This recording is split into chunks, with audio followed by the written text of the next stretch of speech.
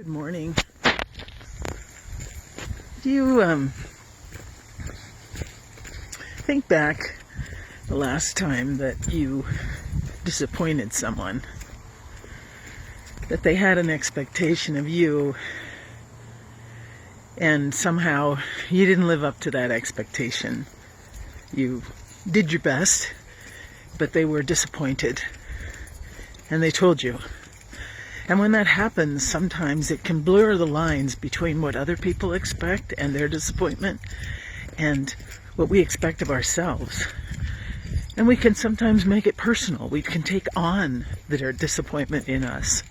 And then we're disappointed in ourselves. And it can be this pretty non-productive, endless cycle. Think for a minute. What are the expectations you have of God? Do you have expectations of God? And has God disappointed you? Have those expectations fallen short and God seemed to fail you? And how do we measure the success of our expectations? Is it when we get what we want, then God's come through and lived up to our expectations? I've been thinking about that a lot this morning and thinking about how do we come to our expectations of God? How do we arrive at those? Usually it's because of a third party.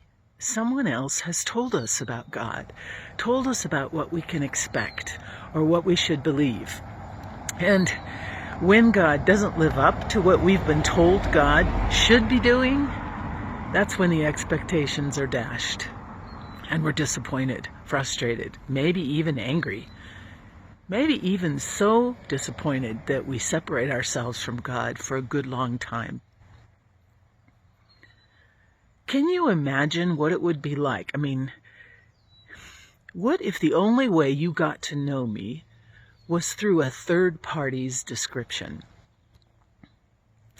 What if you and I were standing side by side and someone else was standing in front of us, a friend to both of us, and that person was describing you to me, or me to you?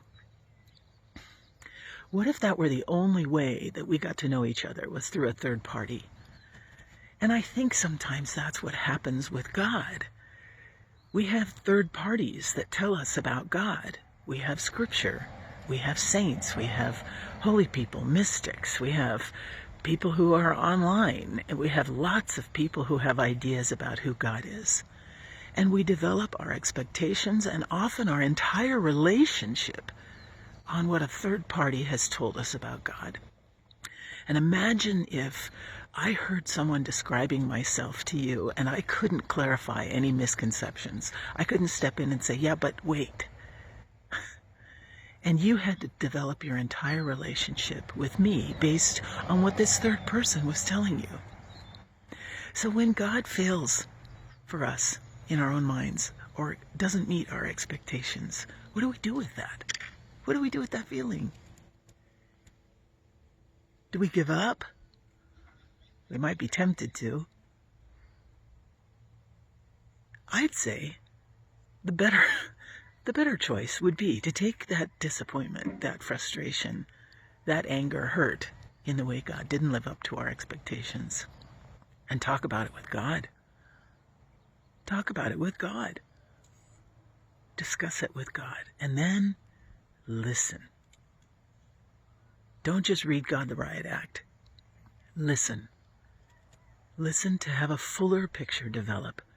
Listen first person to have God share with you in God's own voice, in God's own words, who God is. And go from there. Let's set our expectations aside and allow God to speak so that when we feel like we've been disappointed in this God that's supposed to do everything and have the greatest love for us, we'll have a better picture. We'll actually have a first-person experience